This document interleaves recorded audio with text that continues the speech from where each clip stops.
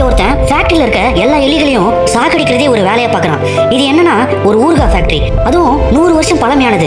இங்க எலிகள் தொல்லை அதிகமா இருக்கிறதால அது எல்லாத்தையும் சாகடிக்கிறதுக்கு நிறைய ரேட் ஃபைட்டர்ஸை வேலைக்கு வச்சிருக்காங்க. அதுல ஒருத்தன் ஒரு இடத்துல நிறைய எலிகள் இருக்கிறத பார்த்துட்டு இதை சாகடிச்சா நமக்கு நிறைய சம்பளம் கிடைக்கும்னு வேகமா அதை கொல்ல போறான். ஆனா தடுமாறி ஒரு ஊறுகாய் செய்யற தொட்டிலேயே விழுந்துடுறான். அங்க வேலை செய்யறவங்களும் அதை பார்க்காம அந்த தொட்டியை மூடிய போட்டு மூடிடுறாங்க. ஆனா இப்போன்னு பார்த்து அந்த ஃபேக்டரியும் சீல் வச்சு மொத்தமா மூடிடுறாங்க. ஆனா 100 வருஷம் கழிச்சு 2 சின்ன பசங்க அந்த ஃபேக்டரிக்குள்ள வராங்க.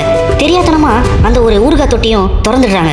அதுல இருந்து 100 வருஷம் முன்னாடி விழுந்தவன் திடீர்னு எழுந்துடுறான். இதை பார்த்துட்டு அங்க இருந்த 2 பசங்க பயந்து அடிச்சுட்டு வீட்டுக்கே ஓடிடுறாங்க. 100 வருஷம் முன்னாடி விழுந்து ஒரு கீறல் கூட இல்லாம உயிர் பொழைச்சிட்டான். ஹாஸ்பிட்டல்லையும் செக் பண்ணிட்டு உடம்புல எந்த பிரச்சனையும் இல்லைன்னு சொல்லிடுறாங்க. அவனும் டாக்டர் கிட்ட எங்க என்னோட ஒய்ஃபும் பொண்ணுன்னு கேட்கறான். ஆனா டாக்டர் உன்னோட ஒய்ஃப் இறந்து 80 வருஷம் ஆச்சுன்னு சொல்றாரு. டாக்டர் சும்மா இல்லாம நீ வேணா வேற ஒய்ஃப் தேடிக்கணும்னு சொல்றாரு. ஆனா தலைவன் டாக்டர் மூக்கிலேயே ஒரு பஞ்சு வச்சுட்டு அங்க இருந்து போயிடுறான். ஆனா இவனுக்கு ஒரு பேர் இருக்கான்னு தெரிய வருது.